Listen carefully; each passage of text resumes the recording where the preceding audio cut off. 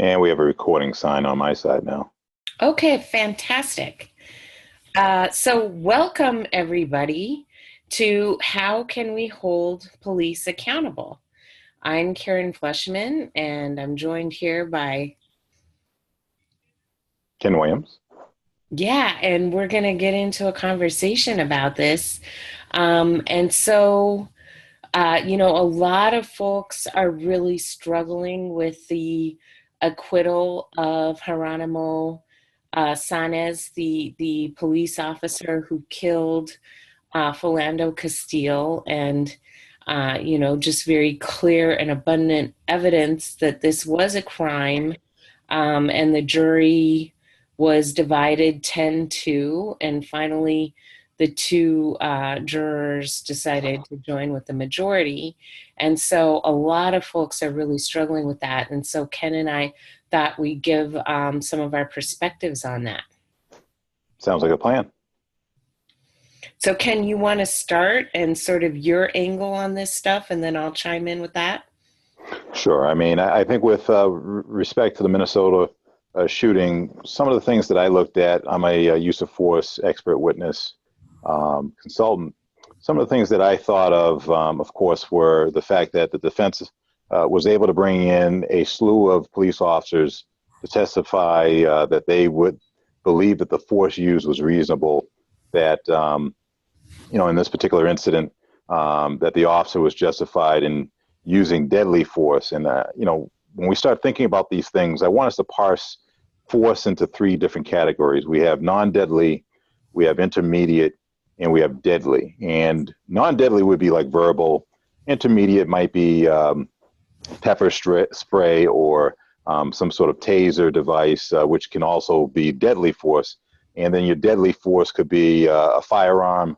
It could be a baton strike to the red areas of a body, which causes someone to pass away. So, when we think about Philando Castile, this is a law-abiding citizen who just happened to be traveling down the road with his fiance and his child in the back seat.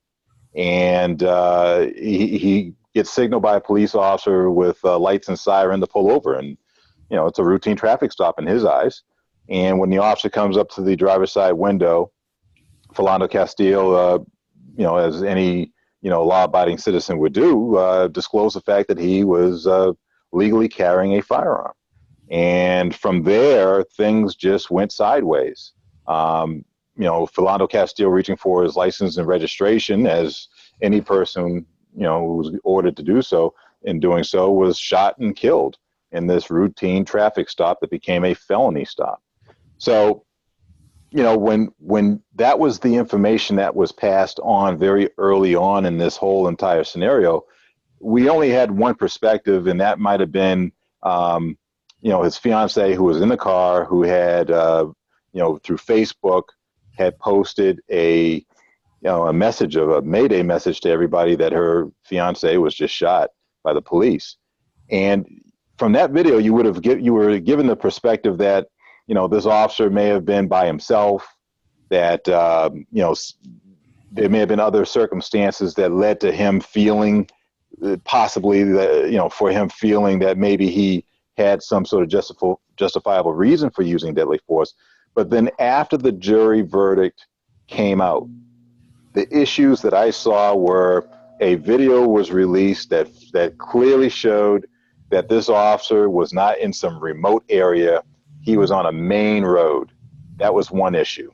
The fact that he had a backup officer on the passenger side of this vehicle, he had ample people there to cover any blind spot that he may have had to signal him if there was any sort of firearm or deadly threat or imminent fear of threat on the blind side of Mr. Castile as he reached for his license and registration, complying with the order. The passenger side officer, in no way, shape, form, or fashion, is reacting to anything he perceived from his perspective as a threat, an imminent threat.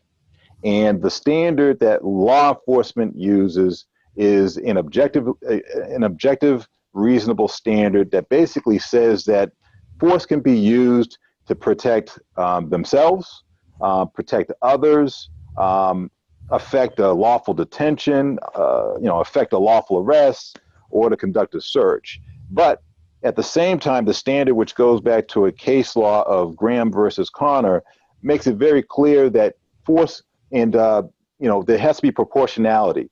This was a routine traffic stop, and we have a citizen, a law-abiding citizen, disclosing the fact that he carried a firearm. In my 20 plus, in my years of being a law enforcement officer, I've never come across anyone who is a criminal that is illegally possessing a firearm saying, hey, officer, I have a license to carry, and by the way, I got my gun on me. Criminals don't do that. So, the experience of these officers in the field should have de-escalated this so that they were dealing with a law-abiding citizen, and this should not have ended up with Mr. Castile dead. No. Yeah. I mean, I was just going to say, Ken, that's what people who work in preschool cafeterias and memorize the names of 500 kids and make special food to their dietary considerations and are beloved members of their community. That's how they handle these situations. That's and right. I think what's been really shocking is like the NRA's response to this. Like, right. I think the NRA would be all over this, right? And they're totally silent. That's right. This is what is so terrifying. Really interesting. So when Philando Castile happened, about a month after that, I was out to dinner with one of my close friends, a Black woman, and then she was driving me home. She got pulled over for a broken taillight, and she was freaking out. And she's like, oh my God, I'm so glad you're in the car with me. I'm so glad you're in the car. Like, she was having a total panic attack. Right. And then a couple of nights after that, and she wound up getting a ticket, by the way. A couple of weeks after that, I was pulled over for having a busted tail light. The officer didn't even ask me for my license and registration. He literally said, ma'am, you have a busted tail light and you should get that fixed. And I couldn't help but think how it's just crazy what is going on in our society. Not that I wanted him, obviously, to expend force on me, but why is this so deep seated? And what can we do as citizens to hold these folks responsible, to hold the police accountable? Because I'm really scared that if we don't exert greater accountability on police, we're going to wind up living in a police state. I think that what we have to go and do is break this down and understand that it doesn't operate in a vacuum. And what do I mean by that? It begins in law enforcement, in a law enforcement career, it begins with demeanor complaints. Usually these type of activities, and they happen over a period of time where the same officers in their interactions with members of the community, their language, their tone, their aggressive nature builds. And it builds from there to maybe some, excessive force that goes unnoticed by the rank and file, to the point where ultimately one day someone's shot and killed.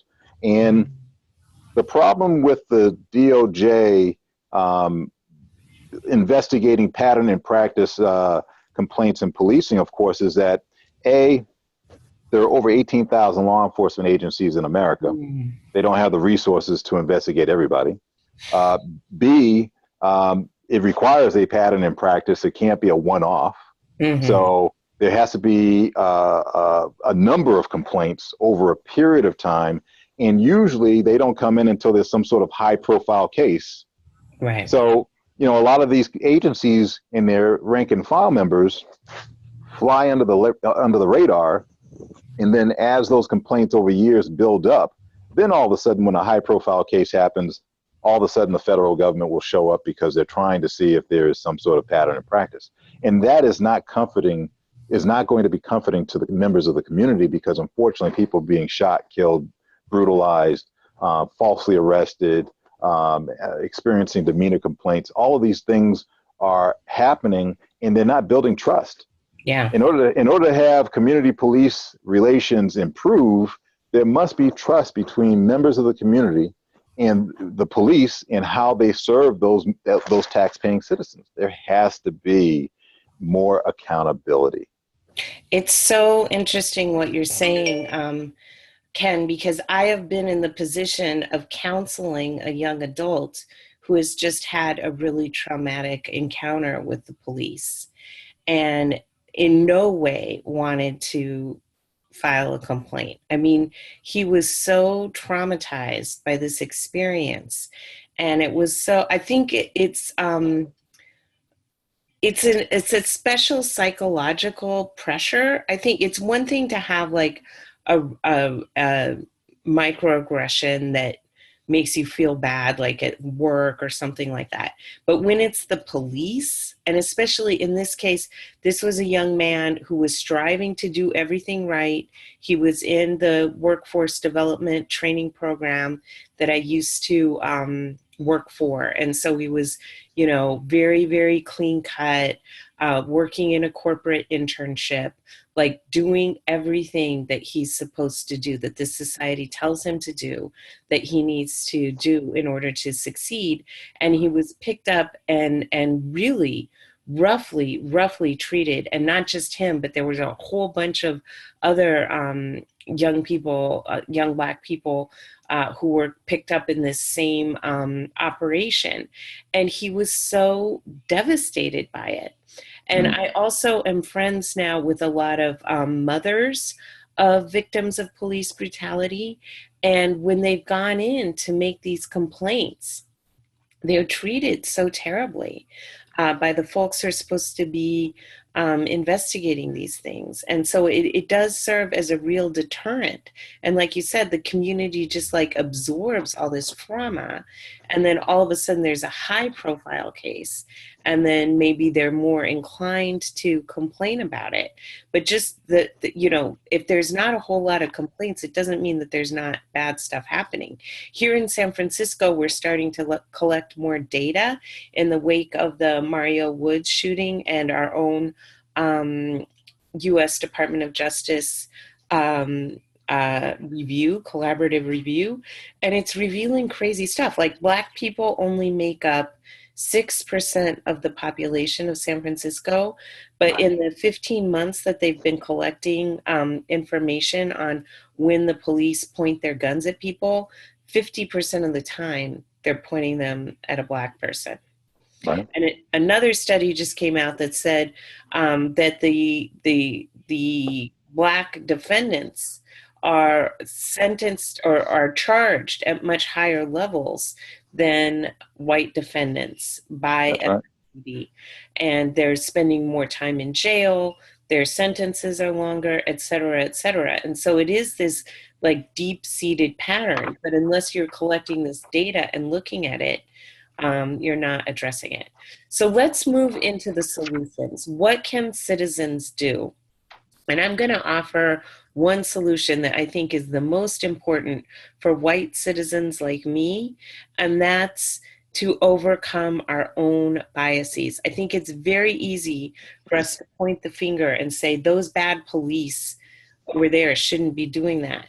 But who's going on next door and making complaints that there's you know, a Black person in the neighborhood? Who's calling SFPD and saying, I think this young man might be a gang member because he's wearing a red 49ers jacket? That's what's causing, we're setting the police up to fail when we are using them as the proxy of our own racial profiling. So the number one thing I'm going to say for white people paying attention or who are watching this video is let's check our own biases before we start to correct that of the police. I mean, I would add to it and say that, you know, if there's a 911 call for service, the officers that are responding to the call for service have a duty to respond. And the information or lack of information that they receive, you know, they have to use better judgment in many instances, understand the law. And from the victim side, person that is facing some sort of unlawful unconstitutional action against them, I think we need to put that stuff into buckets, I'll call it, into Mm-hmm. different categories. And what do I mean by that? You know, one category would be unlawful use of force, maybe unlawful stops in searches, in arrests, um, racial discrimination. We can talk about racial discrimination in hiring, firing, demotion, but also racial discrimination in how people are targeted in the street for selective enforcement. We should also maybe think about the fact that some people don't like to file complaints against police because they fear retaliation. Mm. That's a reality that many folks, whether or not it's true or not, they've heard through the grapevine that so and so filed a complaint, then all of a sudden they got a case against them and they're going to jail because they got set up because people followed them around. And that's a reality. I mean, some people have some real issues out there in terms of law enforcement coming down on them simply because they file a complaint. So the other issue, of course, when we talked about the demeanor complaints earlier, is what is the response of law enforcement officers if you exercise your First Amendment right just to inquire why you're being stopped? Mm-hmm. Why exactly are you free to go? And then all of a sudden the officer takes your questions and starts to make it seem as though you're being flippant with them when you're just asking them questions. And And then right. Right. And then all of a sudden this interaction goes downhill real south. And before you know it, the person's being arrested for obstruction or something crazy, or disturbing the peace or something like that. Or, we have people that videotape people police officers that are in their performance of their duties on public roads, public streets, and those people get harassed. So, when we think about all of these issues, or we think about Mario Woods or other people that may have had a mental health crisis, how were those people dealt with respect to their, even if they had committed a criminal act prior to the police engaging them, the police officers have a duty to try to protect sanctity of life. That's right. Don't escalate to deadly force simply because you may have checked off a couple of the lower level uses of force, and now you're saying, okay, we've covered those bases. Let's just go to deadly force and let's go and shoot and kill somebody. That's bad for law enforcement, and that's bad for members of society who are family members that are killed, and that shouldn't be the outcome that we look for and stuff in policing. So, when we get to the solutions, let me just say this part. When we talk about the solutions, everyone has to understand that they play a part to identify the person who is violating their rights. Mm-hmm. We each play an important part, because if we don't file the complaint, no matter how much harassment we get trying to file the complaint, if we never file the complaint, it never happened. I'm sorry, Karen, go ahead. No, that's good. I was just going to have us revisit a little bit the Graham v. Connor standard, and why is it that out of every 1,000 people who are killed by police, there is only one criminal conviction of an officer, and it's because this Graham v. Connor standard, which is a Supreme Court decision, really, they chose to give the officers the discretion. They said, policing is a very dangerous profession, and we don't want to second guess the decision making that officers make. And so we're going to give them wide berth of discretion. But when I read the Graham v. Connor standard, you can almost feel the subtext of, we trust police. All of our encounters with police are positive, and people of color are really scary. So we need to give police the authority that they need to have in these situations. So one of the other solutions, we need to get new Supreme Court justices who are going to overturn the Graham v. Connor and make the federal standard use of minimal force instead of you can use the amount of force that a reasonable officer would deem necessary to contain the threat. Now, that doesn't mean that there's not a local level. There's something else that the local authorities can establish a use of force policy. So, in the wake of the Mario Wood shooting, local activists here in San Francisco got extremely active and pushing on our police commission, that's the policy setting and disciplinary civilian oversight of our police. They had last enacted a use of force policy in 1995. A few things have changed since then. So we spent a year just super pressuring them to institute a use of force policy that requires de-escalation. Now, Okay. when they went to go to implement that, the Police Officers Association sued, claiming that this was a matter for collective bargaining and you couldn't change the conditions of their work without negotiating it. And I was actually in the courtroom when the judge was hearing their case, and the judge was like, California case law is very clear that matters such as use of force are not for negotiation, that it is 100% the policymaker's realm and is not subject to collective bargaining, and essentially saying your lawsuit is frivolous. And that is how the policy got implemented. Right. It took like a whole year, but it did finally get implemented. And the Police Officers Association is, of course, appealing and trying to drag out this litigation. But ultimately, I'm confident that the city will prevail. But I would encourage folks who are on listening into this webinar to find out what is your jurisdiction's use of force policy. When was it last enacted? When was it last updated? Does it require use of minimal force, de-escalation? Ask those questions and get in front of your policy setting body, whether it's your police commission or your mayor or some part of your city government. Get in front of them and demand that they require de-escalation and use of minimal force. I mean, I would add to that and say that, Graham versus Connor, when I think about it, and it is talking about objectively reasonable, and it's talking about the standard that, you're not supposed to be having hindsight, 20/20 vision, reviewing the use of force of an officer at the scene. It should be also assessed by a reasonable officer. The issue with the ruling, of course, is that I want people to think about Philando Castile. What's the severity of the crime? There is no crime. He was stopped for a routine traffic stop in his mind. But think about the perspective of the officer before the traffic stop, where he tells his partner, this nose of this man that's driving in the car matches the description of an assailant a couple days beforehand. Isn't that discriminatory?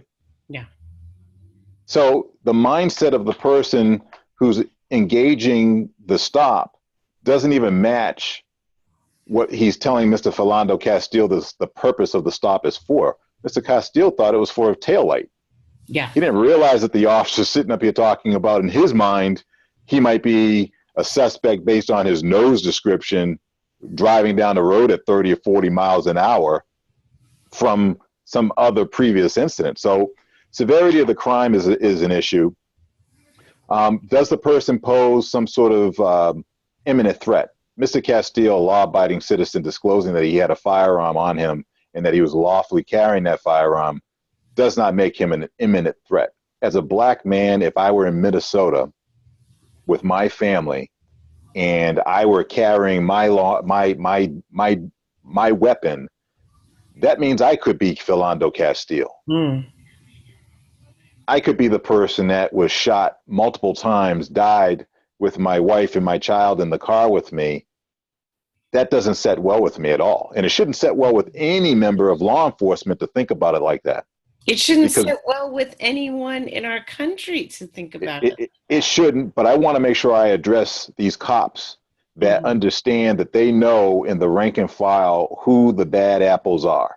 Mm-hmm. If there are a million police officers in the rank and file, and we said 5 or 10% are bad, we're talking about 50 to 100,000 people that are walking around with guns that are out there that are problematic, and that shouldn't be. Not everyone is capable of being a law enforcement officer, but yet and still 99% of people are exonerated.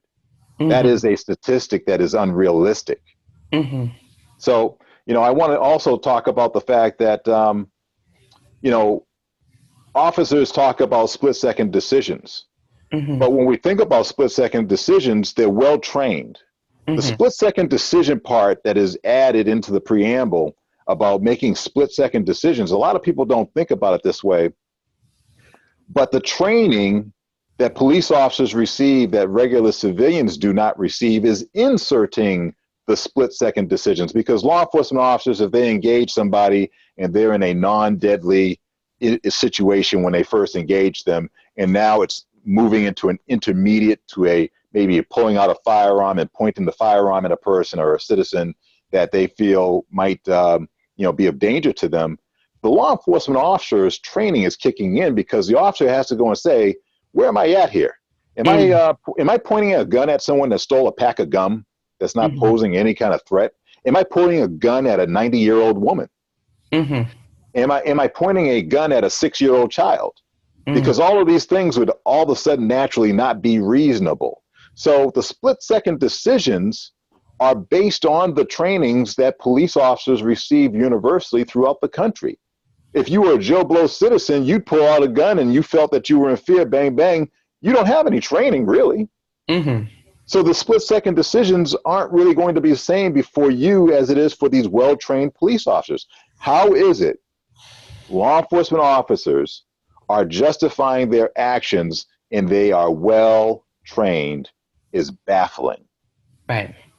Well, The next, I'm sorry, go ahead. I think it goes back to police unions, right? So not all police officers are bad.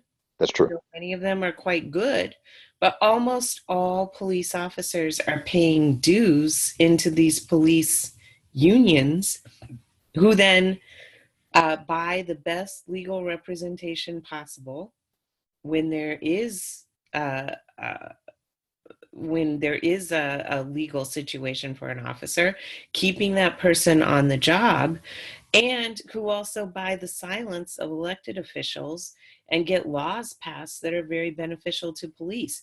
So here in California, we have some of the strongest legal protections of police in the entire country, stronger than Alabama's.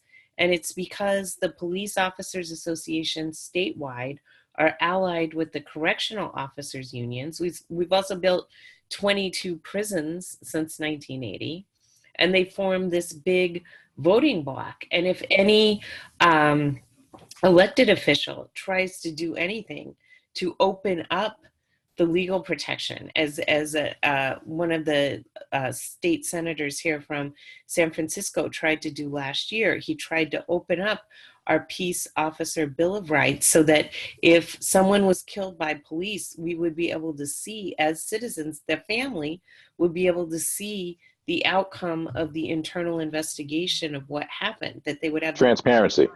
transparency to know what happened, with that their tax dollars were used to kill their loved one, what exactly happened. And that got shut down in the appropriations committee, even though it would have required zero appropriation, right? This is an investigation that already automatically happens. And when you saw who came out in support of police, it was the AFL-CIO, it was the SEIU, it was all these other unions fell in lockstep with the police officers and the correctional officers to continue supporting, protecting the police at the expense of the citizens. So I think this is a real issue. I'm a big union supporter. I've always been a big union supporter, but police officers unions are very, very different. And we need to be mindful of their power. One of the things I've been pressing here in San Francisco is that the reason why almost all our police officers join the Police Officers Association, because many of them disagree with these tactics and the leadership of the Police Officers Association, but they almost all join because if they do get into a legal problem, they know that they will have this legal representation and they don't have to pay for it out of their pocket. So it's almost like a form of legal insurance. So I'm pressing the Board of Supervisors, in the same way that like you get to choose between health insurance options, right? Like you can pick the right plan that's right for your family. Could we offer police officers a variety of legal insurance options, including that if you do your whole career and never have a legal problem, that you get some kind of cash reward at retirement in recognition of all of that? Can we present some alternatives so that not everyone feels compelled to join these unions? Because that is the number one impediment to culture change within the department, are these unions. Well, I think in order to address law enforcement and the indemnification issue, the problem, of course, is that taxpayers are funding. Ultimately, they're funding many of the defenses afforded to law enforcement through a municipality. And in order to correct that, a doctor, a lawyer, people who are professionals have to buy their own professional liability insurance. Should make it so that each individual officer has to buy their own liability insurance. And if that were the case, then you would have a third party that would have to have access to many of this information to assess whether or not their rates should be increased or not. So that would be an incentive for the law enforcement officer not to do anything really stupid, because it would be no different with someone driving a car. If you want to go out, not have many accidents, your rates are going to be great. If you go out and have too many accidents, your rates go up. And then ultimately, if you can't afford your insurance gets canceled. So the job of law enforcement should be attached to the liability of having a third-party insurer assess many of these claims. And then that would be also a neutral party to a certain extent, because they have a vested interest in protecting themselves or raising and increasing the rates of liability of people who are problematic. The municipality would also no longer be on the hook after a certain threshold, because the officer is responsible after a certain dollar amount for their own insurance. That would probably solve and settle a lot of these issues. Yeah, that's a great point. One other thing I want to discuss, because we are coming to the end of our time together, is the conflict of interest that prosecutors face because they rely on police to do their jobs, right? To get convictions. And so when the person who's committed a crime is a police, there's a strong disincentive for the prosecutor to charge because they don't want to alienate the police. So how could we get around that? One suggestion that I've heard is to have a statewide special prosecutor that is not in a local jurisdiction and only serves to investigate and prosecute crimes committed by police. The problem is that if you don't have an independent body, let's say, for instance, and let me break this down so it's easy to understand. If a person comes into a police agency and says, "Hey, earlier today I was beat up while I was arrested. I gave up, I gave in, and I still got struck multiple times with someone's baton," or something like that. It's a excessive use of force complaint. That agency now has to investigate the officer that's within the rank and file to assess whether or not there is a substantiated claim of excessive force. On the administrative side, the prosecutor's office, because it's criminal, is probably going to have its own investigation that it will conduct regarding the criminal aspect of that complaint. And they can run in separate tracks. They don't have to run together. Sometimes many agencies will say, we'll wait for the criminal side to pan out before we even start the administrative side. Sometimes they'll do it regardless. Here goes the issue. Ultimately, it requires officers to investigate officers because prosecutors aren't investigators. And the facts that are gathered by officers, if there is any kind of hint of bias, you're gonna have a bad outcome with respect to a trustworthy investigation. It's going to be tainted. So having an independent body investigate as well as prosecute makes perfect sense. At the same time, in order to build trust with the community, there has to be a civilian oversight review board to make sure that the citizens are brought in to look at some of this information and have teeth to subpoena some of the information if necessary. Because on the other side of it, if you have where you have a civilian review board, but they have no subpoena power and there's no way that they can get anyone in before them to either offer some sort of information for them to review, they're dead in the water as well. So, you have to have a civilian component, you have to have a independent prosecutor component, and there's a third part of this. You got to be able to protect and offer some sort of law that protects and trains at the academy level and then offers recertification or biannual training to whistleblower cops. Because ultimately you need witnesses to go and help corroborate what these citizens are experiencing. And at the same time, good cops who want to be good cops have to come forward and start offering the information that gets rid of the bad cops within the rank and file. Oh my gosh. I've also met a lot of whistleblower cops, including you. And just the amount of courage that is required to do what you do is unbelievable. So I am in awe of you. I respect you tremendously. And I agree 100%. We need stronger whistleblower protections because it is very vulnerable to go against this culture. It really it takes incredible strength, and we need to encourage and support people to have that strength and courage. Well, Ken, you and I could talk about this for hours on end, but Yes, I we don't could. want to tire our viewers out here. I realized we didn't really kind of introduce ourselves at the beginning, so maybe we can do this at the end. Sure. My name is Karen Fleshman, and I'm the founder of Racy Conversations. My mission is to build and support a community committed to love, learning, action, and accountability on race in America. And I co-facilitate workshops nationally as well as online with wonderful people like Ken. And I'm also a founder of a group called San Franciscans for Police Accountability, a co-founder, and I testify on a regular basis at the San Francisco Police Commission, and I'm serving on the work group that's overseeing the implementation of the U.S. Department of Justice recommendations on ending bias at SFPD. So if you're interested in learning more about how you can hold police accountable, I'd love to talk with you, and you can contact me via my website, www.karenfleshman.com. And my name is Ken Williams. I'm a use of force police reform expert consultant.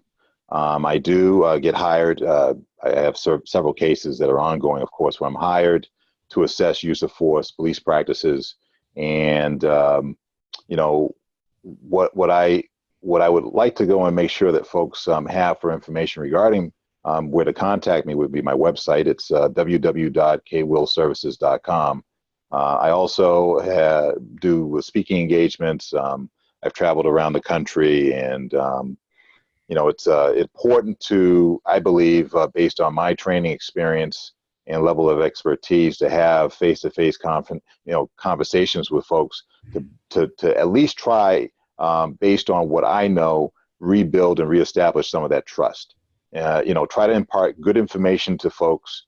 That way they can now march into a police station, understand their rights, know how to file a complaint if necessary. And if they don't feel comfortable filing a complaint with that agency, go to a state police agency, go to the federal government. You can go to the Department of Justice website if you needed to and file a complaint if it's something that you feel is discriminatory.